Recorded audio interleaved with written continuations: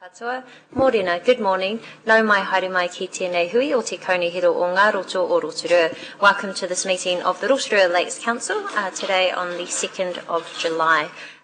Today we will be having two meetings. We're starting with the council meeting and then followed by the infrastructure and environment meeting afterwards.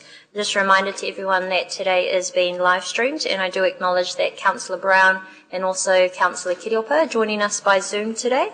And we do anticipate to take a morning break at 11 a.m. if we do have time before the Infrastructure and Environment Committee meeting. Before we get underway, I'd like to invite Councillor Waru to please open us up with the karakia.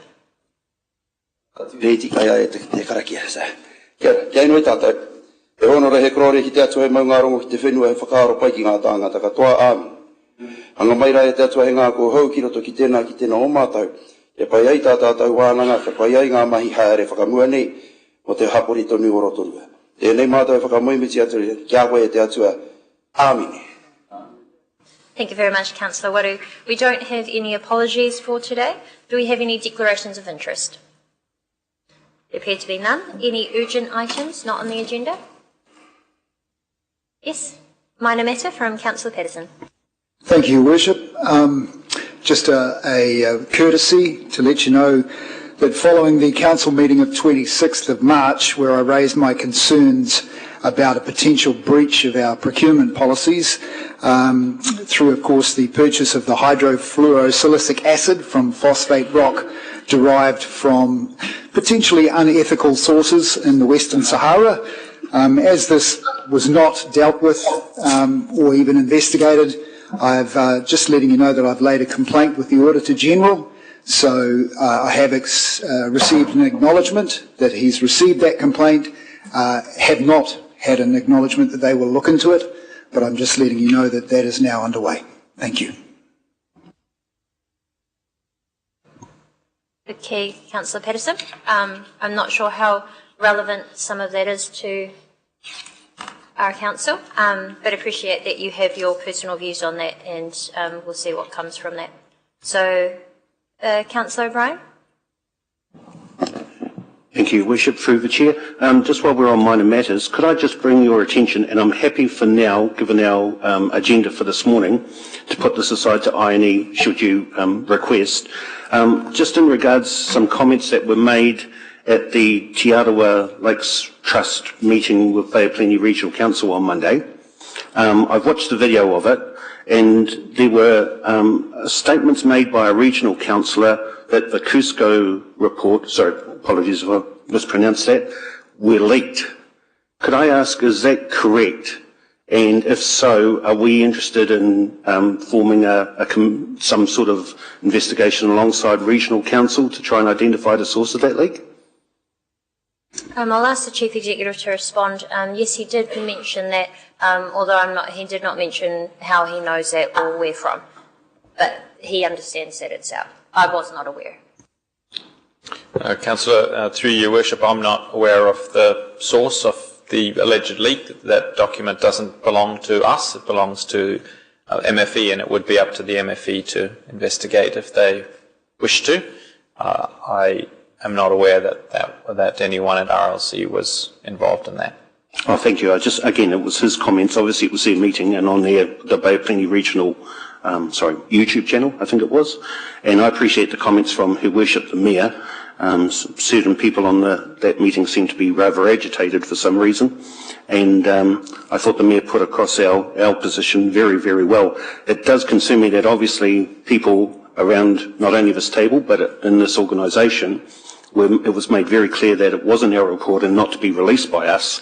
And I just do have a concern that and I would hope that no one from this organisation in any involvement, but if so, I do think that that's something we should follow up to some degree, because it would be obviously very concerning.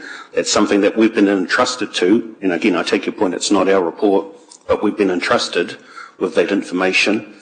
If there were, mistakes made, that would be very disappointing. And I hope we perhaps, and I'll leave it in yourself and the CE's hands, but it was rather disappointing to hear those comments made. Yeah. Thank you. Thank you very much, Councillor O'Brien. Just for Councillor's understanding, yes, Councillor Winters did make those comments. And what I'll do is I'll reach out to him personally and ask if he wants to provide any further information. I'm not aware of where this has come from. As is mentioned, it's not our report, but this report for members of the public is anticipated to be released through the Ministry for Environment. At the moment, there's just an opportunity for other partners or stakeholders to also attach what's called an addendum, which is just also a response to the report. So that will be made public in its entirety shortly, but I will also follow up personally. Thank you, Worship. Could I just ask, and I know you had to have that line up because it was down as a confidential item on the agenda. Do you have any idea of sort of the time frame? Will it be the next meeting in 2 months, or do you see it being, say, perhaps by the end of this month? It was 10 working days from that meeting, so we anticipated in another week or so. In a couple of weeks. Okay. Thank you very much for you. Very shortly. Thank you. Minor matter from Councillor Lee. Thank you, Your Worship. You may recall, was it 2 or 3 weeks ago, I made an inquiry aimed at our Chief Executive, seeking an explanation as to the costs of mowing the one section in Nongataha that we were told costs $8,000 a year to maintain, which with a little bit of calculations ended up being over $300 a week. So my question was is that actually, I mean, that's way above what a normal mowing contractor would pay or would charge. So I was wondering if he's able to provide us with an update on that as to whether or not that was misinformation we were provided with, or is that actually the cost that Council has for mowing a small section? Councillor Lee, I don't support the nature of your question. We do have confidence in the information that's provided by staff into reports. There would have been a reason for that. We take these matters very seriously. That matter does not need to be addressed, but what I suggest is the Chief Executive can provide a response to you directly if you have a personal concern about this. Madam Chair, an email response has been provided to me by Rob Pitt-Keithley, which was copied in to the Chief Executive, and also Alex Wilson. So, I mean, I'm aware of the answer, but being an open and transparent local government, I think this is a matter that has caused some attention on social media. So I think it's something that should be explained in public. Through you, Worship, Councillor Lee was provided with an email, happy to share it with all the councillors, breaking down how that assessment came up with. We've acknowledged in the email there was a minor error in one of those lines, and the updated cost estimate is $5,115 per year. So a slight difference from what was provided in the report, and we have provided that updated information to Councillor Lee. Happy to provide it to the rest of the councillors as well. Thank you very much. That's about a 40% overstatement, I think, just from head maths, but okay. Thank you very much for that acknowledgement. Well, there are 2 sections there, remember, so it is. I've actually visibly gone out and seen the section after the decision, but just remind councillors, those sorts of issues, this is not a platform for grandstanding about an issue that really does not matter or has no relevance to this meeting. Today we are discussing our annual plan and making quite a significant decision for the entirety of our district and what rates will be set. So just ask if councillors could please stay focused on what's important for our community and our roles. So we will move on now, and we will start with the adoption of our annual plan 2025-26. And may I please have a mover and a seconder to receive this? That's moved by Councillor Wang, seconded by Councillor Kai Fong. All those in favour, please say aye. Any against? That's carried. And I'd like to invite Thomas and also David to overview the presentation.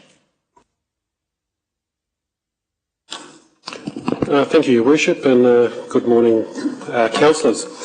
Just a quick presentation to probably traverse the last 9 months of work that we've done. If we just give it one more click, thank you. And just to remind ourselves that over the last 9 months we've had a number of workshops, a number of council meetings, we've held hearings, we've held deliberations, and we've been out for consultation for 4 weeks as well. We received 394 submissions in total on the plan, with the majority of those towards one of the main topics, which was the Tarawera sewage scheme. Underneath that, the annual plan itself is a continuation of the long-term plan, and so just reminding ourselves that underpinning that is the financial strategy, which has been around fiscal prudence. It's been around maintaining our existing infrastructure. It's accommodating the growth of our district, focusing on the outcomes and deliverables, being really good stewards of our assets, while trying to balance all of this with affordability and the prudent use of debt. Come back to that one. Key projects and within the plan itself was the infrastructure investment for growth, which is the big stormwater work, which is around providing infrastructure to facilitate up to an additional 3,000 homes within Rotorua. It's continuing on the project of the Rotorua Museum seismic strengthening, and we're currently halfway through that project, and hopefully within 12 months that part of that program of work will be completed. Upgrading of the wastewater treatment plant, so that's well progressed as well, and is scheduled to be completed within the next fiscal year. And then starting on stage 2 of Tarawera, and stage 2 being the on-site connections to the main pipeline, which was completed in the middle of May of this year. What has changed from the LTP to the annual plan? One of the big ones was the deferral of FOGO, which is the food and organic waste curbside collection. That's been deferred out 12 months and is scheduled to start, I think, in the fiscal year following this one. Big change as well with regards to major events and venues coming out of the council parent entity and moving to our CCO Rotorua NZ, and so all those activities are now reflected in their financials. And then the opposite with regards to Infracore being brought back in-house, and from that CCO being brought back in-house. And then there's some changes to the underlying model assumptions, and that's code for, at the time of doing our LTP, we do assumptions around interest rates and inflation, and we were able to revise those 1 year into our 10-year plan, and so we saw a slight change in savings as a result of those being revised for the next year. Just to remind ourselves, the consultation topics, the one that I guess dominated the majority of the hearings, deliberations and discussions since was the Tarawera sewage scheme. And you'll recall on the 28th of May you deliberated, and then at a meeting 5 days ago revoked that decision. And so the plan in front of you that you have now reflects that decision on how the Tarawera sewage scheme is funded, and that is delivering a cost of $36,600 per Huey per SUIP. The other one was the night market, and directing the Chief Executive to investigate options, and obviously targeting to report back to Council, which will likely be the new Council after the elections. So what does that mean? Very hard slide to read, even I can't read that. As a friendly reminder, Year 2 of the LTP did have a rates increase of 9.8. We did consult on 7.95, so that's nearly 2% lower than what we had planned to do in the long-term plan. And as a result of the decisions around supporting the Tarawera sewage scheme, we've seen that average rate increase to 8.57. Underpinning the rest of this is $145 million worth of capital works, $40 million of which is renewing our existing infrastructure, so it just reinforces that point of being good stewards and focusing on looking after our infrastructure. And the majority of that capital works program is tied to those 4 key projects that we talked about as well as facilitating other projects for growth and improving the amenity of value for our community. So what's next? We kindly ask that you go forth and adopt the annual plan, and once that's done, we'll be seeking in the next item to set the rates so that the team can go and move forward with regards to getting that in play and getting the rates notices out for the first instalment. With that, happy to hand over to the Chief Executive if he wishes to add anything, otherwise happy for any other questions that you may have. Thank you, councillors. We've been on a long journey, so I'll just recap some of the brief highlights, and that is to begin with, as council is aware, when we first undertook this process, looking at the long-term strategic decisions this council made around events and venues and the bringing in-house of Infracore, that added a short-term increase in cost to the organisation that was projected to bring the first year of rates up to over 11%. Over the summer, the team worked to reduce that cost down to 7.95, as has been indicated on the slides. As part of the deliberations, there was an increase in the rates again, primarily driven by central government requirements, so fees and charges coming from a change in local water done well legislation, levies for the Commerce Commission in Tamatarawa largely, along with some additional to put forward towards the investigation of a water services CCO, joint water services CCO. Those, in addition to the decisions on the Tarawera sewage scheme, have led to the increase from what was consulted of 7.95 up to 8.57, I believe, which obviously still is a reduction in what was signalled in the long-term plan.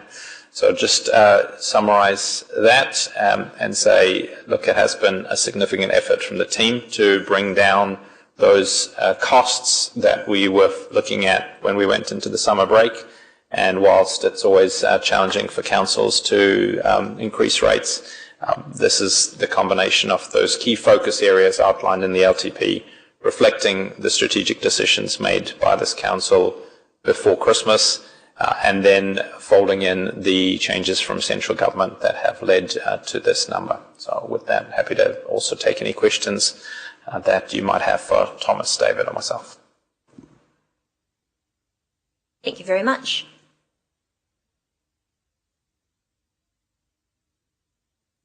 Just a question perhaps regarding the debt decrease from 41 million to 38 million.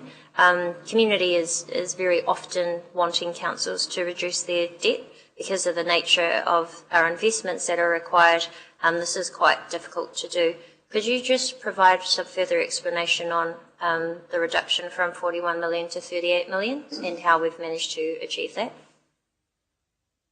So certainly through the Chair, the reduction from 41 to 38 million, 2 million of that relates to the additional grant funding that was received through, that was approved last Friday, $1 million from Regional Council, $1 million from the MFE, and there's a small residual there just reflecting the increase in the Lakes Enhancement Rate and a slight tweak in the assumption of the number of ratepayers who would pay by lump sum as opposed to the 25-year rate option for Tarawera.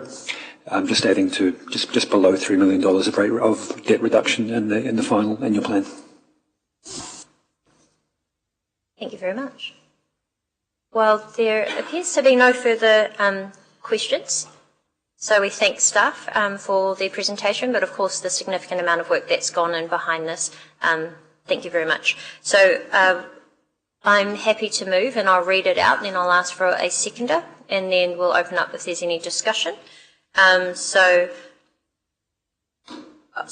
Council adopt the Annual Plan 2025-26 and notes the plan delivers on decisions made by Council following consultation, that Council adopts the corresponding fees and charges schedule for the 2025-26 financial year. This is also attached in your stellar.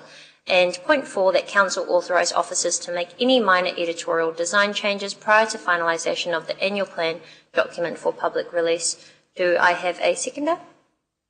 That's seconded by Councillor Kai Fong, and we now open up for discussion. I do just want to note that I have suggested, it's a minor one, but just on page 15 of the annual plan, and we have the graphs there. in community leadership, I just thought it could be explained a little bit more about what that actually means and what's been invested in. So there's significant amount of renewals and investment and also enhancements in there. So just putting that on the table as well with minor editorial, I just thought we could explain a little bit more in there. So we are open for discussion now. Is there any on this item?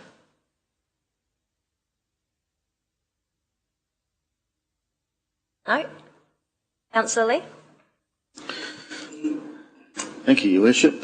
Here we are at this important moment in the course of this term. I reflect back that I voted in support of the first annual plan, voted against the second, the long-term plan. First time around, I thought we had conducted an impeccable process, which is why I supported the annual plan. The long-term plan, it became apparent to me that there were a bunch of committees operating outside of the norm of Local Government Official Information and Meetings Act, meeting without publishing agendas, without public being open to attend or media to attend. And that was, and is, continues to be a concern of mine. I would acknowledge that what we have in front of us now to adopt as an annual plan is a significant improvement upon what was put out for public consultation, particularly in terms of the Lake Tarawera community, who have received what they asked for, at least what the working group asked for. And that's not insignificant. Also, what isn't insignificant is that there's been a halt put on the $10 million that was in the long-term plan for the Waikawau Bay Reserve. Normally I would have no visibility into what was going on at the Waikawau Reserve, except I happen to serve on that particular committee. And I have been puzzled as to how that got into the long-term plan without being publicly consulted. $10 million is a lot of money. I still have no visibility really on what's happening in the other dozen or so committees that operate in a similar fashion. So that unnerves me a little. But I don't want to stop us adopting what is a distinct improvement upon what we put out for public consultation. So I have decided that I shall abstain, in the full knowledge that a majority of my colleagues will be voting in support of adopting the annual plan. Thank you, Your Worship. Thank you, Councillor Lee. There are a number of committees and partnerships that Council does have. They're not all owned or run by Council. They are partnerships with the community. But if you have any further concerns, we can continue that discussion. And it is your right to abstain, although I do encourage you and other councillors that we have been elected to vote and to have our voice be heard and to represent the community. So it would be preferable if people place their vote, but that is entirely your decision. So any further discussion on this? Councillor Barker? I just wanted to acknowledge the work that's gone into this by my fellow colleagues, but also our staff who've made every effort to find savings across the organisation to make sure that we try and be as fiscally prudent as possible.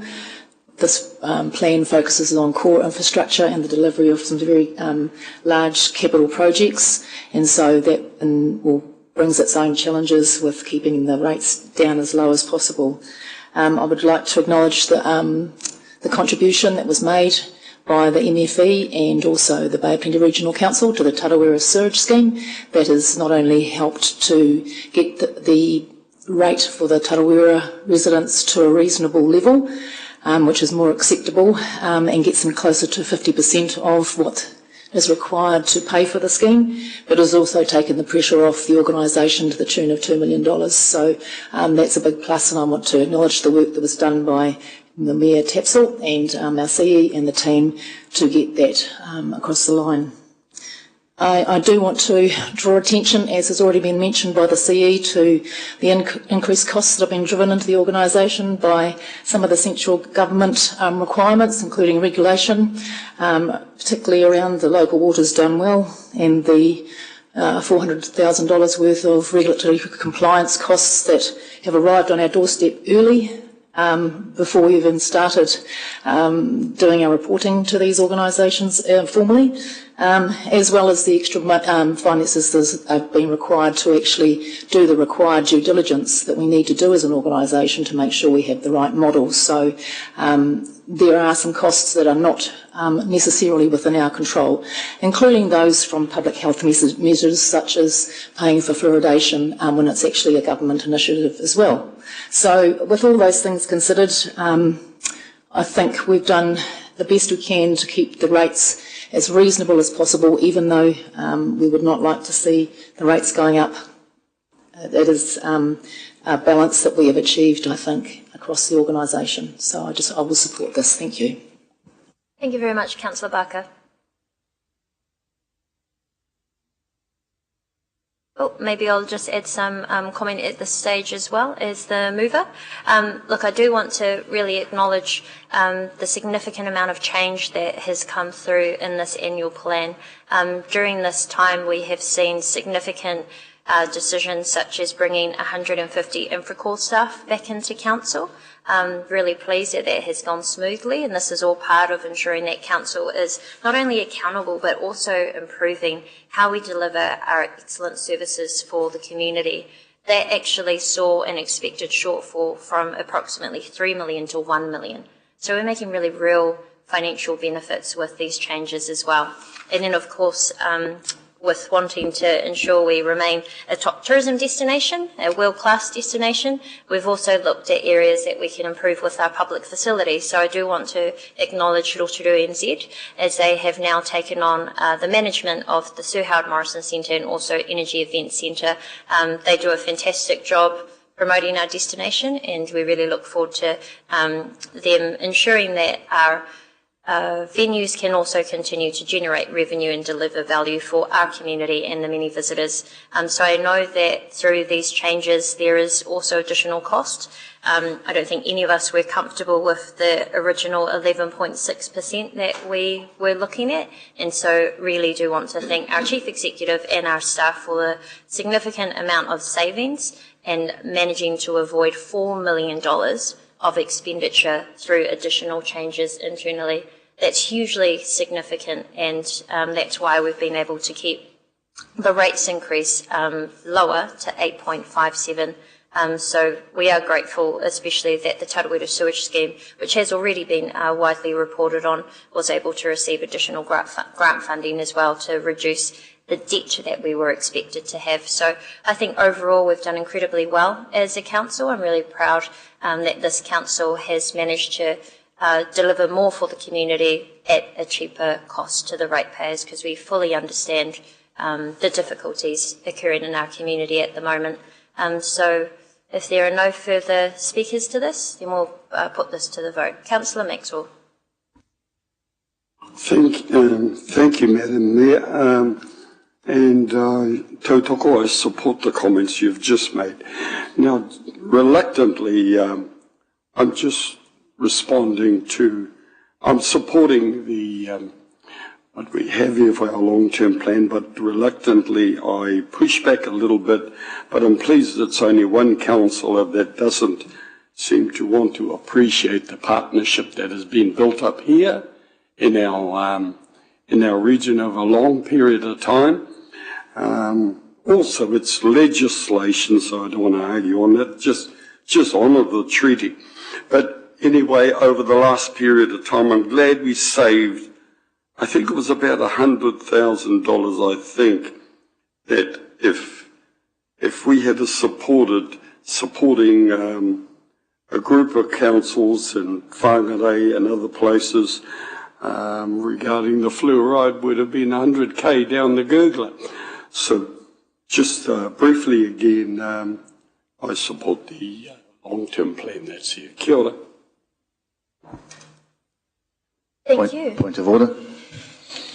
Point of order, Madam Chair. Yes, what is your point of order? I wouldn't want to interrupt my learned colleague to my left here, but I would note that the Local Government Act does not have a reference to the principles of the Treaty of Waitangi in it, and as other legislation does. So I would beg to disagree with my friend over here on the legality of such arrangements.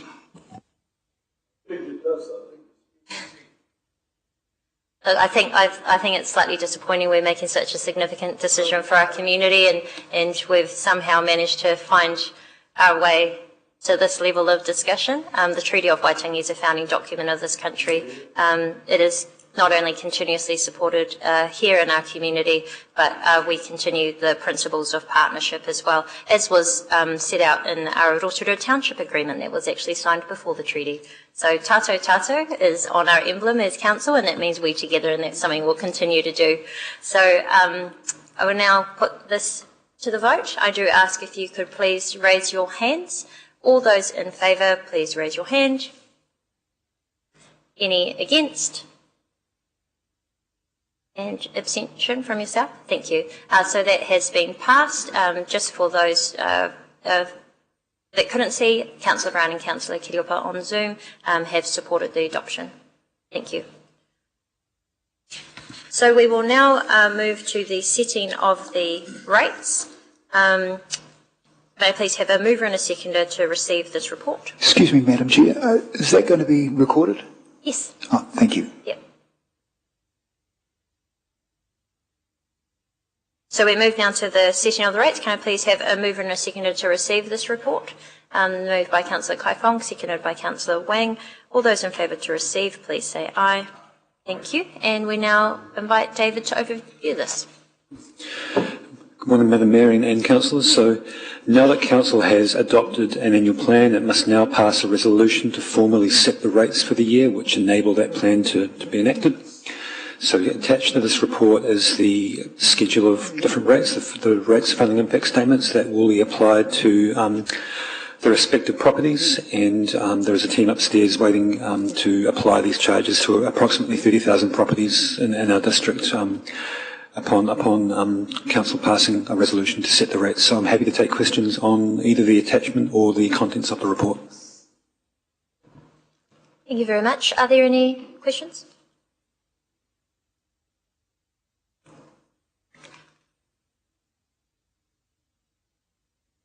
Councillor? Okay. There appears to be no further questions. Thank you. This is essentially a process that we now complete after adopting the annual plan. So that's been moved by Councillor Wang. Do I have a seconder? That's seconded by Councillor Waru. I will just read it out and then we'll open up for discussion. That council, thank you very much, David, that council in accordance with section 23 of the Local Government Rating Act 2002 set the rates, in accordance with section 24 of the Local Government Act 2002 set the dates by which rates must be paid, in accordance with sections 57 and 58 of the Local Government Act set the penalties that may be added to unpaid rates, and also finally set the discount for early payment at 2%. This is now open for any discussion if there is any. Councillor O'Brien. Thank you, Worship. Through the Chair, I'd just like to signal, sorry, I won't be supporting this as obviously a consequence of not supporting the annual plan. My main reason for that is, and I've said throughout the year, and I won't use this as an opportunity to grandstand, as per your previous instructions earlier, but throughout the year with various spending opportunities, I've made it very clear those decisions were not ones I could support. Earlier this year, we had an opportunity with the CE away that we had councillors were invited to participate in our feelings around what the rates should be in this plan. And from my recollection, there was very strong support for further cuts, and certainly nothing like the number that's been presented. So on one hand, I totally acknowledge the work the CE and the management have done to bring the number down from the LGP figure. But for me, frankly, the cuts didn't go hard enough or far enough. So I'm sorry I won't be supporting today, but thank you all very much. And again, my thanks to the staff and the CE for all the hard work and effort that's gone into this plan, and also the work around the schedule. Thank you. Thank you, Councillor Brown. Any further comments? Councillor Patterson. Thank you, Worship. And I would like to echo the sentiments of Councillor O'Brien. My thoughts go out to our people who are going to be facing tough times ahead and have been for the last few years. I saw that on their faces when I got out there and met them at the first annual plan consultation during the time I tried to get a petition together that was ignored to keep the rates low. And it grates me that we had an opportunity to really, really go hard. We tried, and we didn't quite get there to that mark for whatever reason.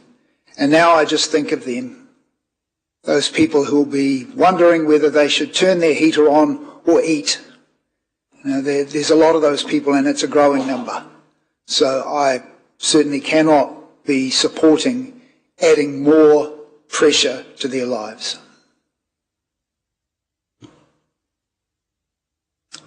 Thank you very much. We've heard 2 against. Do we have any speakers for this? Councillor Kaifong. Thank you, Worship. Excuse me. Look, this is a particularly difficult time for us all. I know that I probably share some of the disappointment that we haven't gone as hard and as far as we can, but we just have to take into account the circumstances in which we are operating. We went through a LTP where we said that we would not do anything below a line of it wasn't an urgent priority, infrastructure related, it wasn't a regulatory or a legal requirement. So tried to cut out as much of that nice fluffy stuff as possible. We tried through the first annual plan, and you'll recall the angst that we had when we decided that we would consult the public on reviewing things like community grants, gardens, hanging baskets and the like. And this council did have the opportunity to do that, but and it was all of us that agreed that we didn't want to go back to the community and ask those questions again, so we all have to live with that. We did find some other savings by agreeing to defer FOGO, and that potentially is still, a future cost increase for future years, and it's one of those things. Once again, central government changed criteria. We've gone down a path that has led to those increased costs. We were able to benefit from some of the work that our CE and staff have done around the efficiency savings, the changes in which we do things so more efficiently in the way in which we do our work. Interest rates had come down, but we also were faced with ensuring that we were providing enough investment and renewal for our future, so looking after our infrastructure. That's what we've really concentrated on here. I'm disappointed to hear some of my fellow councillors saying that they do not support this annual plan. This figure could have been a lot higher had we not got the money for Tarawera, and I know in particular, Councillor Patterson, you actually supported the full $4 million or 3.58 going in, so you would have supported a much higher rates increase, so I think it's disingenuous to sit here saying that you do not support higher rates when you originally supported that. I think that as councillors, yes, we do have to face some hard decisions, and this is not necessarily a comfortable one for all of us. As I said, I also share some of the disappointment, but it is what it is. We are trying to do the best that we can for the community.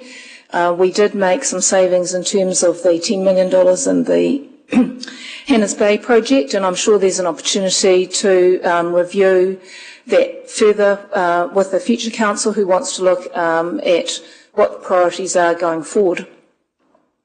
Apart from the museum, which was signalled through the community as a project that they wanted us to proceed with, and we've put in place a lot of parameters to ensure that that project is well managed, and thank you to our CE for ensuring now that our capital delivery projects, the milestones in that are reported regularly. We have steps in place to ensure that those projects are well managed, governance oversight groups, and can I thank the councils that are part of that as well for their work on that. So there have been significant changes in the way in which we do our work, the way in which we have dealt with some of the hard issues that were facing our community when we came as a council.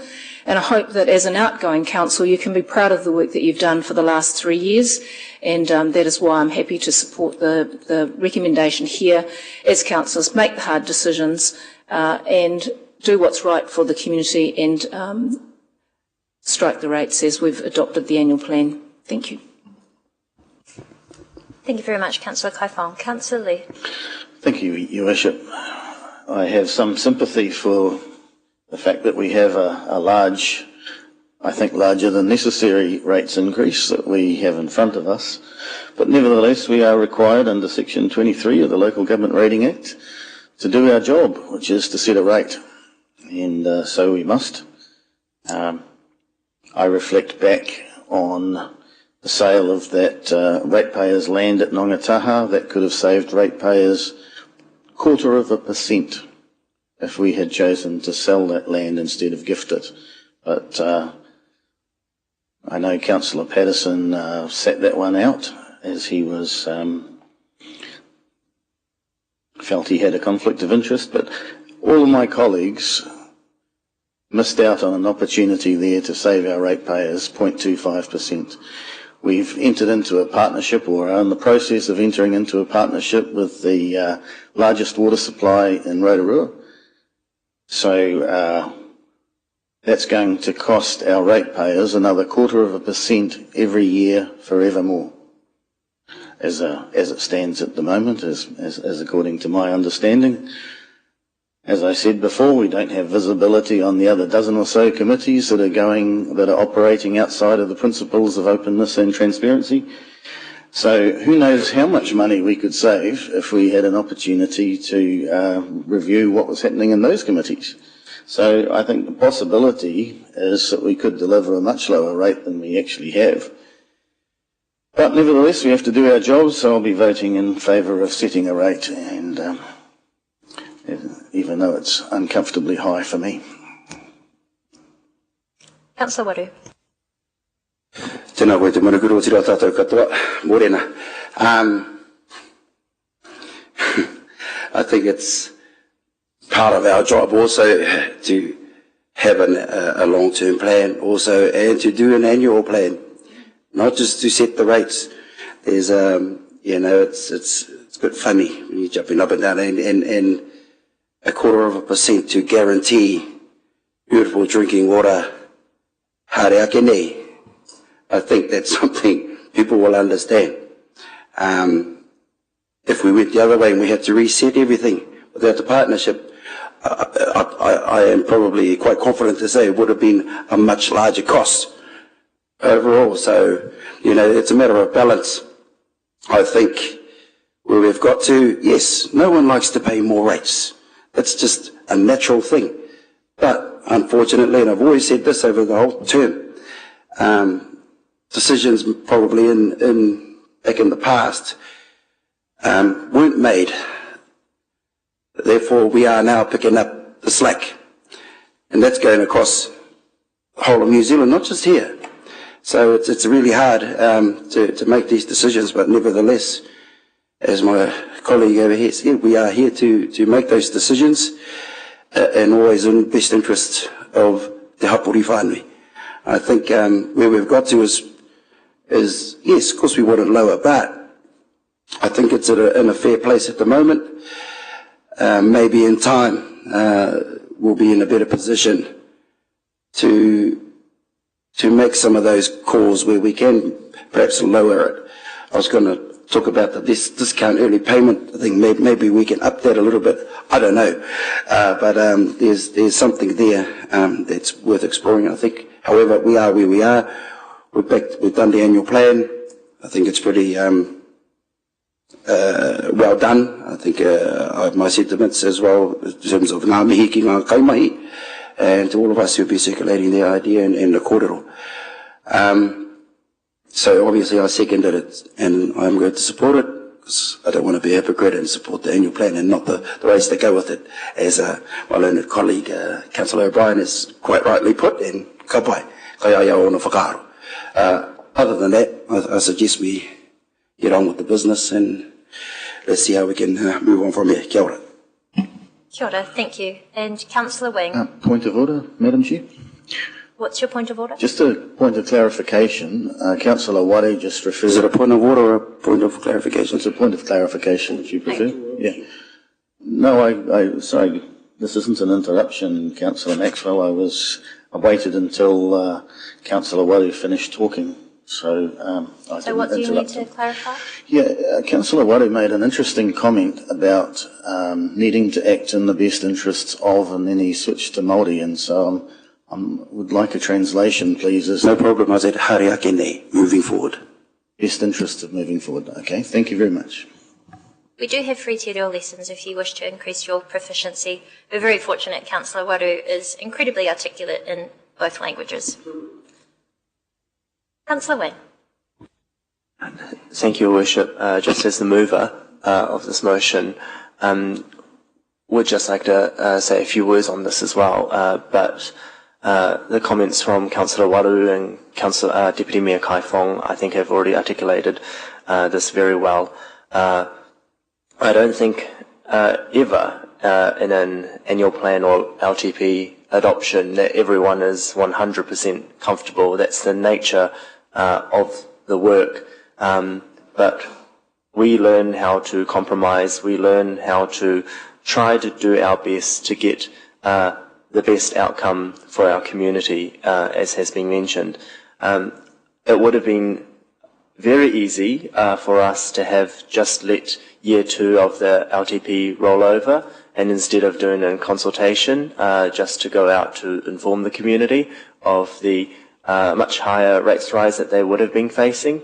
But this council directed the CE, directed staff to pursue more a lower increase to help buffer and help reduce that cost for our community. And there are definitely things in here that I do have not entirely support, including some deferrals, including some things that aren't happening. But I look at it and the increase that we are putting, the significant amount of investment that we're putting into our capital works program, into our infrastructure, ensuring that our community has infrastructure that they can rely on, especially in the toughest of times. The investment that we're putting into our economic development and our vibrancy for the community is incredibly important, and I think we hear quite often from our community that that is a significant piece of work that they do support, especially bringing back that vibrancy to our city. As it's been mentioned before, I think our first annual plan, we went out to the community with a whole bunch of reductions and cuts that to community amenities, and we heard loud and clear from the community that that is incredibly important to them, that they value that, and it brings again that the amenity to the city that they love. So with all of that, I think it was a unanimous decision last week in the vote to increase the funding to the Tarawera sewage scheme to support the community out there. And so again, I agree that it is a bit disingenuous that there are some voices that are against, that will be voting against this, but at the same time voted to increase spending, increase funding to certain items.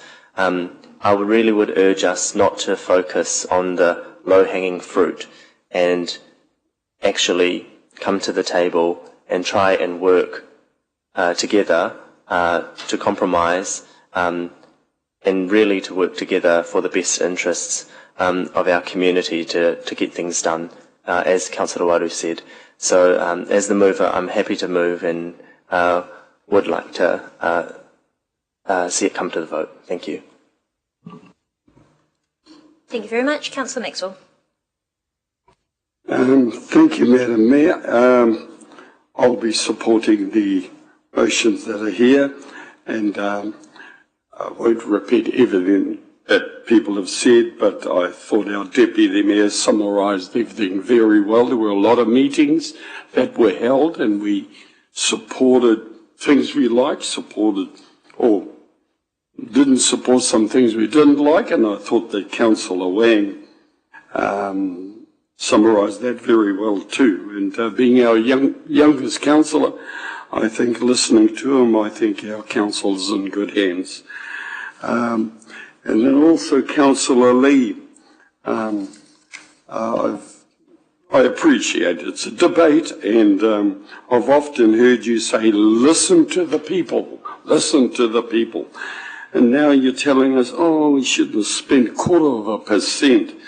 97 submissions came in supporting the Ranginui Street Reserve, and 10 were against. So I guess there are some you won't listen to. Nor reira. And Councillor Waru, as he said, bring a balance to it. So I hope that's what I'm doing. So I'll be supporting the motion. Kia ora. Kia ora, thank you. Are there any final comments? No, I'd like to just add a few then myself. Look, I want to acknowledge that in the past year and through this annual plan setting the direction for the next year, we have managed to fix so many problems, but we have also seen a significant amount of delivery for our community. And so when I look at this annual plan, despite the rates not being as low as we want, I still acknowledge that they are significantly lower than what the rest of councils are adopting across the country. And we're still managing to find benefits such as decreasing the expected debt as well. But for those who are concerned, I just encourage you to look line by line at everything that we are investing in and tell me what you think we shouldn't. Because in this annual plan, we are fixing our buildings, like our museum, which we had significant support for, also pensioner housing, and we're seeing wider benefits across our district, such as fixing community halls, which was a massive issue, and also even renewals to Waikaria Valley pools. But most significantly, what we see is prioritising the significant investment in safe and reliable infrastructure, which this council made clear was a priority for us. So we're helping our community to be safe from flooding. We're providing clean drinking water and also new sewage schemes to protect our lakes. There is a significant amount of work that these rates pay for, and while we appreciate that we can't please everyone, we do need to make decisions that are best for not only our current residents, but our future residents as well, and setting a district and a pathway towards a district that they can be very proud of. And I do want to acknowledge the excellent partnerships that we have had with others, including and I will mention, the Treaty of Waitangi is very clearly mentioned in the Local Government Act in Part 4 of that, in Section 4, of that. So I don't think we should waste our time having that discussion because many of the benefits that we've delivered have actually been as a result of those partnerships with our iwi entities who own, by the way, Māori freehold land in Rotorua is almost 58,000 hectares. 58,000 hectares. So yes, they have been the ones who have helped to deliver the significant amount of affordable housing that we've seen in our community as well.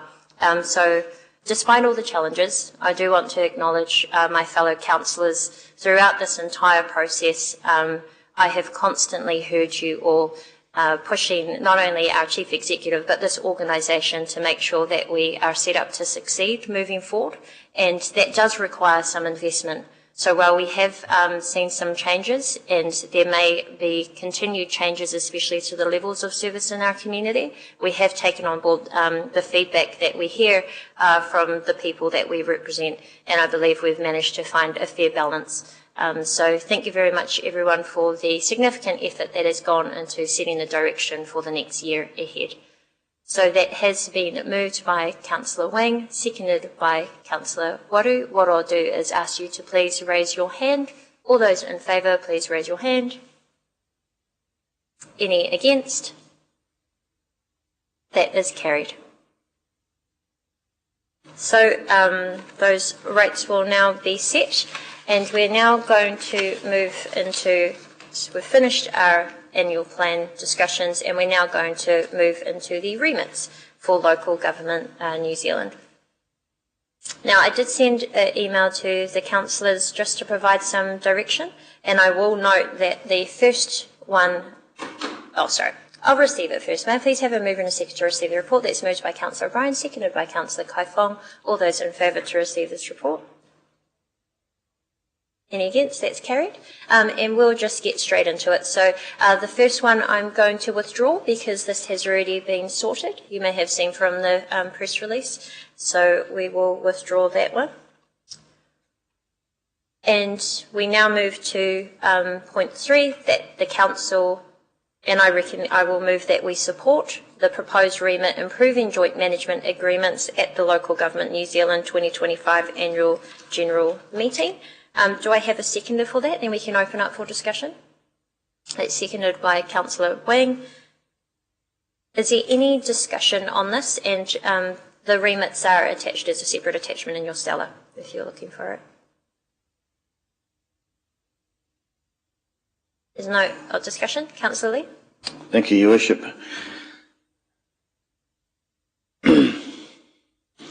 I won't be supporting this. I understand the new government is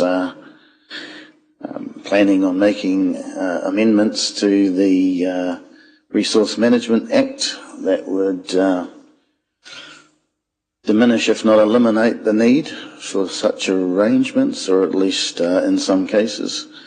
So this seems to be a continuation of the Hipua line of thinking, which unsurprisingly, I don't support. I support democracy. I support democratically elected people spending ratepayers' money, and and I don't support committees operating without the scrutiny of the public and of the media, and spending ratepayers' money in such arrangements. So I won't be supporting this at all.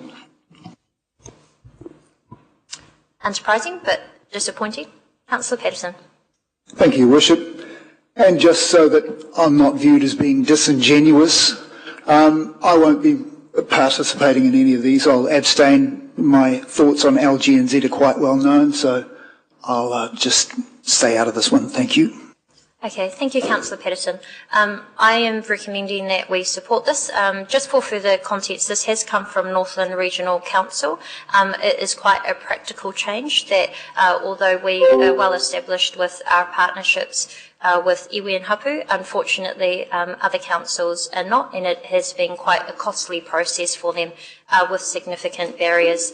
So these are pretty clear and simple improvements, which include a simplification or modification of the JMA statutory retirements, provision of a customisable template and detailed guidance, explanation of legal implications for parties and health and safety obligations, appropriate circumstances in addition to treaty settlements, and provision of funding to support iwi and hapu capacity to develop and implement JMAs, because as we have been made aware many a times, there is often not enough resource for them to engage with councils, but we do need them to.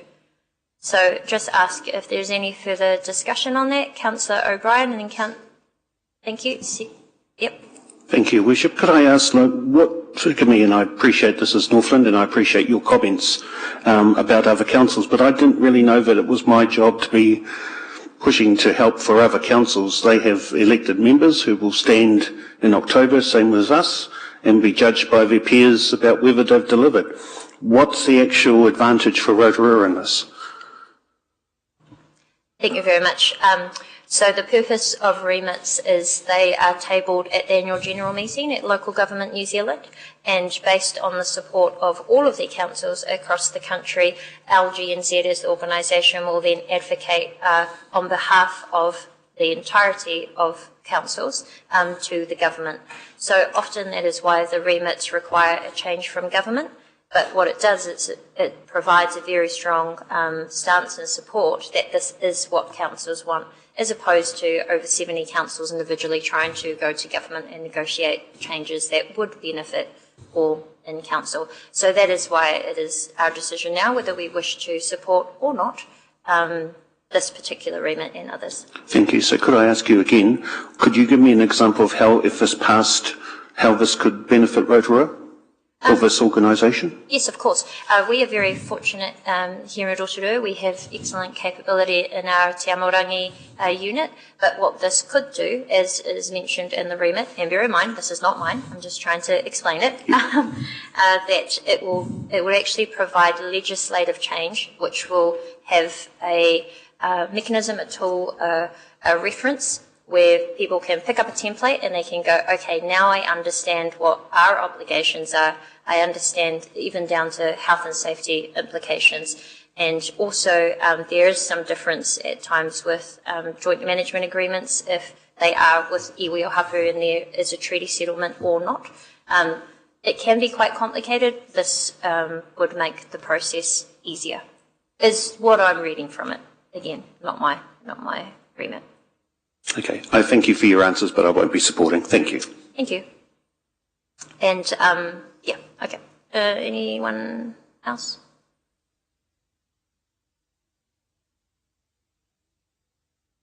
Okay. So that has been moved by myself, seconded by Councillor Wang.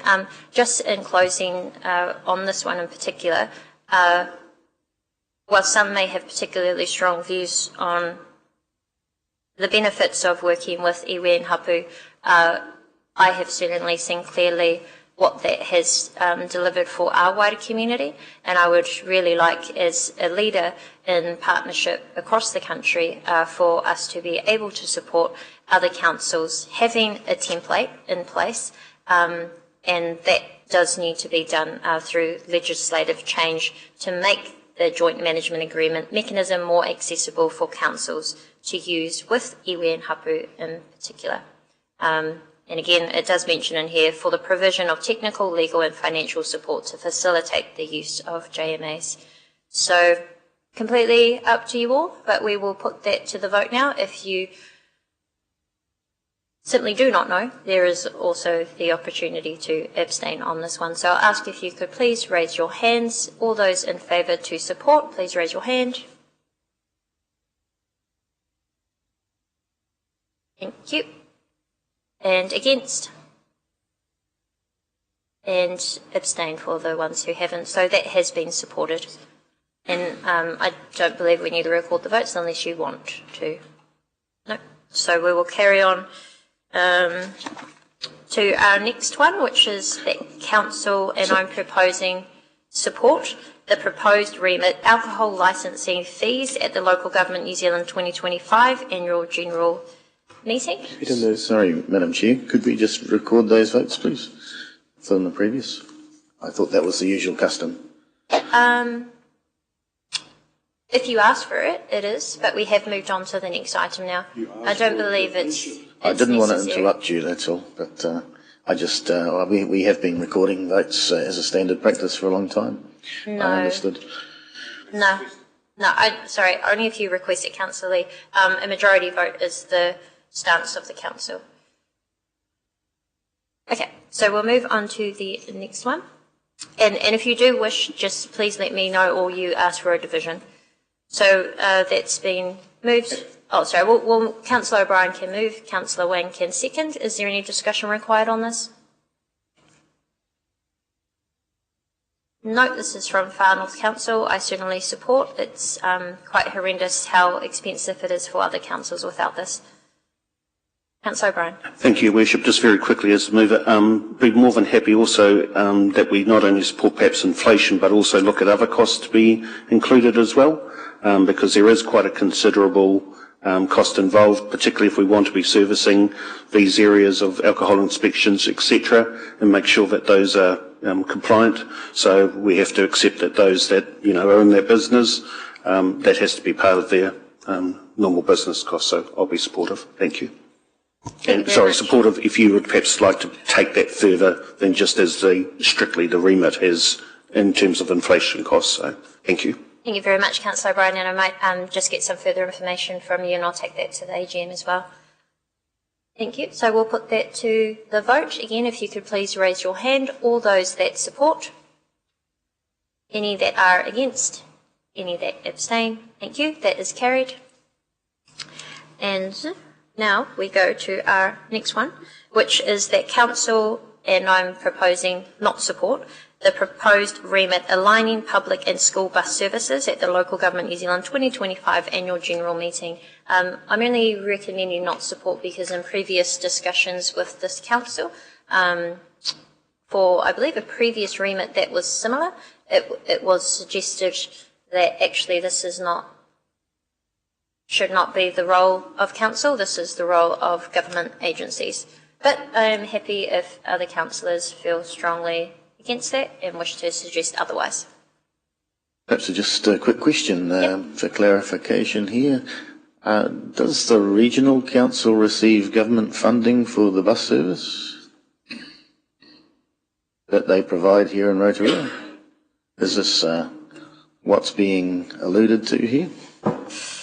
Look, apologies, it is difficult for us to answer because it's not our lane, but I believe it is mentioned in here that currently the Ministry of Education are the ones that deal with the school buses. And it's the regional council that so yes, regional council does public buses, but the remit, and I'll go to Stavros if he wishes, but the remit is from Nelson City Council, and it is supported by the LGNZ regional sector, and they're wanting LGNZ to advocate for the reform of Ministry of Education funded school bus services to provide an improved service for families and to better integrate the services with council provided public transport services, including the option of public transport authorities, regional and unitary councils, managing such services, noting that councils better know their local communities and the potential to reduce congestion, efficiency gains, outdated and flexible rules, etc., etc. We'll ask Stavros if he is able to provide any insight. Thank you, Madam Worship. The current arrangement at the national level is that public transport services are provided by regional councils, where regional councils receive a subsidy for those services from the New Zealand Transport Agency, and the balance of it is charged through user pay fees, including the contractual arrangements regional councils have with it. So the understanding is that even with those subsidies accounted for, some bus fares to and from school are still high for some families, and I think the remit actually requires some more funding and subsidization to enable those kind of transportation arrangements for families to and from school. So that's a current situation. Well, it seems to me, Madam Chair, that Nelson City Council make a persuasive argument, although it doesn't directly affect the Rotorua District Council at this time. I note the central government, the Prime Minister, are actively considering disposing of regional councils, and were that to go ahead, then it would be a matter that comes under our jurisdiction. I have a current and a former child and a future child, I think, who will be utilising the school bus service, and it makes, at face value, good sense to have a singular central government funding agency for transport options and not to have these two separate government funding arrangements. The wheels of government turn slowly, so if we can get them thinking about this at this time, then perhaps they're going to be smart enough to do the make this sort of change at the same time as abolishing the regional councils, if that's what actually unfolds. So I would be happy to support this option. Thank you. I will go Councillor O'Brien and then Councillor Wang. Thank you, Worship, and through the Chair. The title, Aligning Public and School Bus Services, and forgive me, in their detailed, slightly more expanded remit information, it's still not quite clear to me what it is they actually achieve, because on this page, on page 15 of our agenda, it's talking about specifically bus services.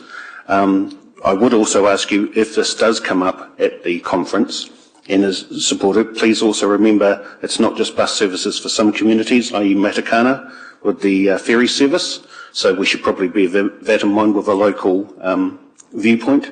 So for me, I'm not quite 100% sure. They're just saying they advocate for reform, but on the other hand, they say with appropriate government funding. Well, we all want appropriate government funding. I suspect my idea of appropriate and the government's a two different thing at the moment. But so for me, it doesn't really apply to a local context for me, so I wouldn't be supporting this. I also feel that this is perhaps something Nelson could deal with for themselves, individual councils, with either the regional council or with the government directly. So I wouldn't be supportive, but I would be asking, if this does come up, that you bear in mind services other than bus services, i.e. the Matakana ferry. Just bear that in mind. Thank you. Thank you very much. And just to be clear, this remit, I appreciate those comments. This remit proposes to align those functions by transferring the funding and management to regional public transport authorities. Councillor Wang. Thank you, Worship. I think appreciate the previous comments. I support the intent behind this. Obviously, we would all love to see better managed, public and school bus services. We would all like to see reduced congestion and more efficiency, and a better school bus system. But I just, being we're not a regional authority. We're not a unitary authority either. So, this is very much, I think, outside of our umbrella. And as Councillor O'Brien is our representative on the Regional Transport Committee, advocating on our behalf to those services, but at the same time, I am quite unhappy, really, with that service that is not in our control, but operating within our city, within our district. So I do support the intent behind this, but depending on whether or not this does head to the vote, I think I will be abstaining. Thank you. Councillor Barker. I can see some of what they're trying to achieve, but I'm still not quite sure that they will get what they hope for with respect to this. And I just would note that, particularly in this district, we have a lot of school bus services in the rural areas that are not even aligned and can even be closely aligned to public services. There's just no overlap there at all. So I just can't get my head around this and probably will abstain from this. Thank you. Thank you very much. Councillor Patterson. Thank you, Madam Chair. Just to clarify, I was abstaining from all of this discussion from start to finish, so I would like that recorded if I can, please. Yes, you did note that at the start. Thank you. Well, there's been plenty of discussion. Councillor O'Brien, are you happy to be the seconder and not supporting alongside me? Thank you. So we'll ask for a show of hands. All those in favour to not support, please raise your hand. Yep, that is carried as not support. Yep, and we did have a number of abstentions, which is fine. Now, the final one is just a noting. So we have already taken this remit from Tauranga City Council, I believe. Tauranga City Council. So I move and I'll ask for a seconder that we note that at the 25th of June 2025 Council meeting, the proposed remit review of local government arrangements to achieve better balance was not supported as a remit. And that's seconded by Councillor O'Brien. Would you like to move it? You can move it. You can move it. I'll second it. Yeah. Blah, blah, blah. All those in favour of noting this, please raise your hand. Thank you. Any against? That's carried. So we now go to the final item on our council agenda today. And I'd like to invite David Jensen back up to overview the report. And may I please have a mover and a seconder to receive wastewater treatment plant impairment, moved by Councillor Waru, seconded by Councillor Kai Fong. All those in favour to receive, please say aye. Any against? That's carried. And this was, again, a separate attachment in your stellar. Thank you, David. Good morning again, Your Worship and Councillors. So this paper covers a proposal for an impairment in our upcoming 24-25 annual report with regards to our wastewater treatment plant. Every year when we come up to the end of the financial year, we are required by accounting standards to look at the value of our work in progress, look at what we have currently on the books, and make an assessment for whether that spend is likely to result in an asset that will end up on our books. And if not, we are required by the accounting standards to undertake what they call an impairment, which means to take the value of what we've spent and write it down to a more appropriate level. In this instance, we are recommending that that value be recorded at zero, and I'll explain a little bit about why that is. So, the proposal in this paper covers the wastewater treatment plant for I guess two categories of spend. So there's an amount of 4.9 million, which you'll be aware of, which was with regards to expenditure council incurred with the contact bed discharge solution. Council has carried that on our books.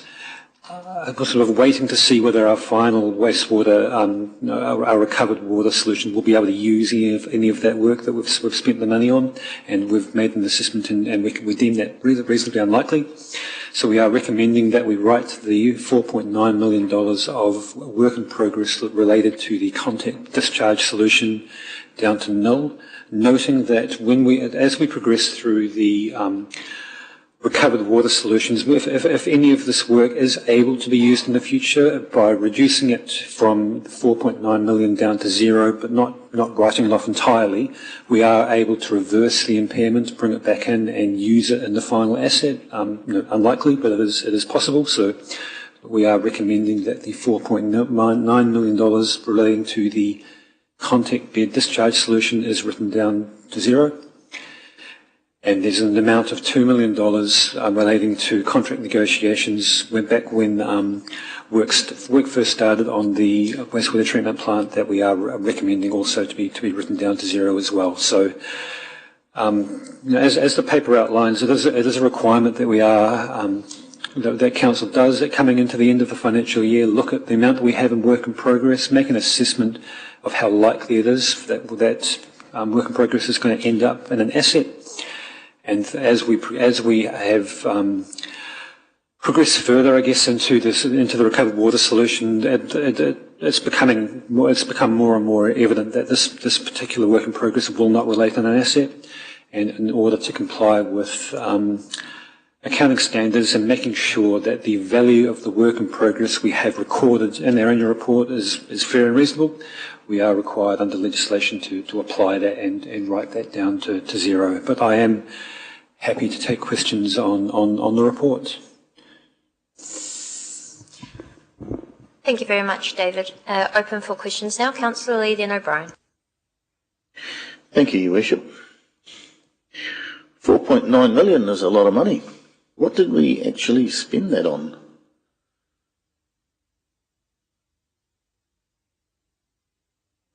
That amount of 4.9 million covered expenditure on, I guess, the pursuit of resource consent, negotiating with suppliers. There's some over a period of about 3 years, pre-COVID. I think if Stavros Michaels has anything specific to add for the makeup of that 4.9 million, I can pass over to him. Oh, thank you, David.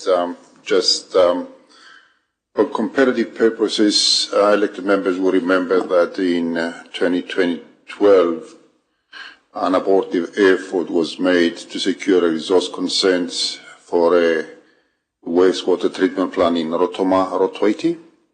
That cost $3 million in terms of legal design and resource consent applications.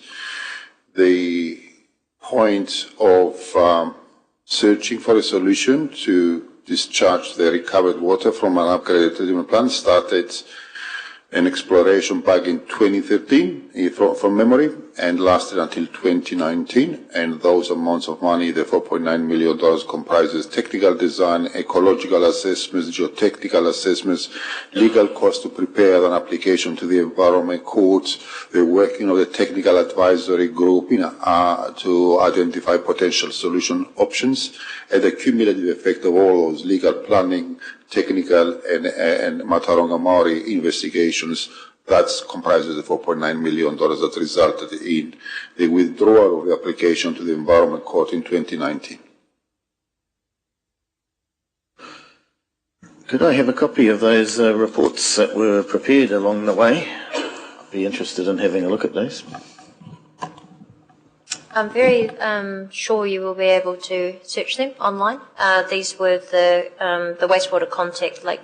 The discharge of the wastewater into the contact lake bed that was discussed in previous. I wouldn't want to miss any documents by not knowing what to search for. I wonder if that could be an action point to circulate that.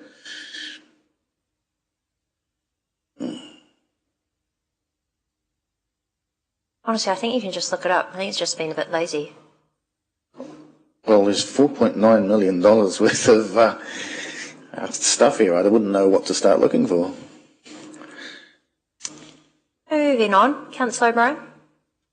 Thank you, Your Worship, and through the Chair, thank you very much for your report, David. David, could you just refresh my memory? The last time this was brought up to Council, I thought the figure was $7 million. Is the 4.9 the total amount, or only a part of that as per, say, what we can, in terms of accounting? Through the Chair, so this matter was brought to the Audit and Risk Committee as an update on our accounting policies coming into year end in June. The amount of $7 million, it was 6.9 million, is a total of the 4.9 million plus the 2 million included. So those two added together is what was taken to Audit and Risk as an update in June. Okay, thank you very much. And sorry, could you just refresh my memory? The Audit and Risk have advised us this is the best way to move forward? Sorry, I don't want to put words in your mouth. What was their advice? Perhaps there's a more proper way to ask. Through the Chair, when we discussed this matter at Audit and Risk, and Council can only follow the accounting standards as they are issued to us. So if Council is to follow those standards, we must have a look at our work in progress. We must make an assessment as to whether it is likely that spend is going to result in an asset that will be on Council's books, and if Council's judgment is that it is not going to relate to an asset, Council does not have a choice but to impair. To not comply with that would be to have a set of financial statements that do not reflect reality. Thank you. And just my final question, which you may not be able to answer, could I just ask, if this is during the consultation process that Council's involved in, or given direction to staff to start the process, if this option was possible or suggested again, would it be possible to bring it back into consideration? Just to confirm my understanding of your question, Councillor, are you asking if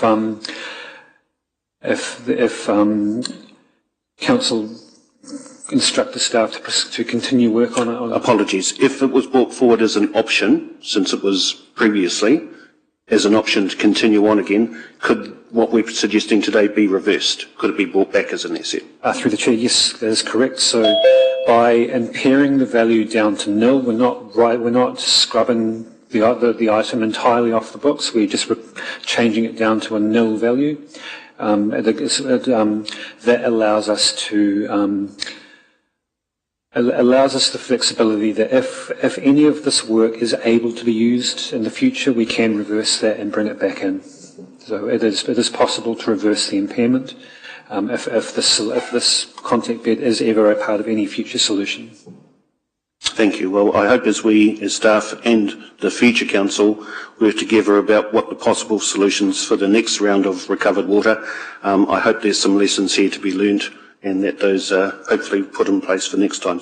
But thank you for your answers, David. Much appreciated. Thank you, Madam Chair. There certainly will be. Thank you. Chief Executive will also provide some comment.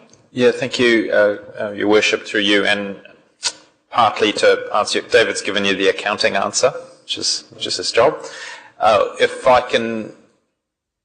took the time to look back at the council decision to withdraw the resource consent application for this particular solution, and it's quite clear in that decision that there was no intent to proceed with that particular solution at that time.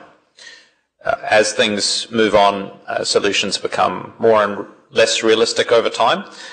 However, this assessment we're doing is in consideration of where we are now and looking forward that there is no intention to create that asset at this point in time. If I'm being strict about it, I'd say at that time there was no intention to create an asset, and that's what the decision at the time was. And so arguably it should have been impaired at that time. However, this is unfortunately before you now and before us now. I would distinguish between the solution that the future council will decide on and the accounting decision at this point. So all options are still available to a future council. There's a lot of work that was done on that solution that still exists, and we can still use design work, etc. So we haven't lost that work, we haven't lost the ability to access that work, but that doesn't relieve us of the obligation to bring this to you to impair this amount at this point. Do we have any further questions?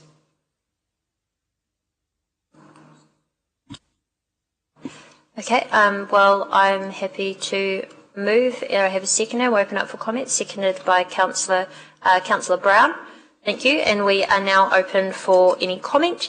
I might just start off, unfortunately this is another big item that we are having to fix, but I am glad that it has been identified and that we are now cleaning this up.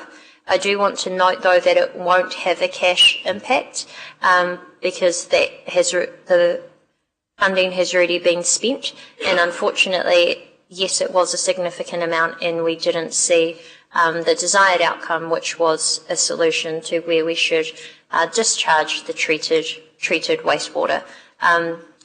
I personally don't believe that those who opposed this scheme at the time understood or could comprehend the significant financial costs that it would have to our community, not only then of millions of dollars of design work no longer proceeding, but also, of course, the multi-million-dollar decision that the next term of council will have in trying to find an alternative solution to discharging our wastewater. We are on a ticking timeline to get out of the forest where it's currently discharged, and so this will have to be an urgent priority in future. But again, there is no current cash impact, but I am slightly disappointed that with all of the hard work of this council and our staff to reach a small surplus in our budget, due to this impairment, we will be finishing this year with a deficit. Quite disappointing, otherwise we would have had a surplus. But again, it's just something that we find ourselves needing to fix, and so we will do so. Ask if there's any further comment. Councillor O'Brien. Thank you, Worship. I'll be supporting this. For me, the advice from the Auditor and Risk was very clear. Quite often we take on advice from our engineering team, those of us without the benefit of an engineering background. So for me, it's exactly the same thing. We've had very high levels advice, and I think that we should accept it again, sharing the disappointments. But yeah, for me, it's a no-brainer in Councillor Brown's words, so I'll be supporting. Thank you. Thank you very much. Councillor Lee. Thank you, Your Worship. It is an accounting decision. So from that point of view, I'm happy to support it. I'm still absolutely blown away that somehow we managed to throw $5 million at this and we have nothing to show for it. It's astonishing. So I have made a request to the Chief Executive for all the information that can be provided that explains where this money was spent. I shall be most interested in finding that out, and likewise to the other $2 million, which we haven't actually talked about as yet, relating to the wastewater contract negotiation. Are we voting for that simultaneously as well, are we, Your Worship? Point 2 and point 3, yes? Yeah. Yep. Thank you. And do want to note that it is actually in the report on page 4 that what the expenditure relates to, and it has been explained by David as well. Okay, so we will put this forward to the vote, asking if you could please raise your hands. All those in favour, please raise your hand. Any against? Thank you. That's carried unanimously. And unfortunately, we understand that this is simply to comply with accounting standards. So thank you very much, councillors. We have set the direction of the annual plan for the next year, and that concludes our meeting today. So I will ask Councillor Waru to, as he opened us, also close us with the karakia. Tēnā koe, tēnā tātou katoa. Kia tātou katoa te ata whai o tō tātou ariki e hukuraiti, me te aroha o te atua, me te whiwhinga tahitanga ki te wairua tapu ake, ake, āmi. Thank you very much. I declare the meeting closed.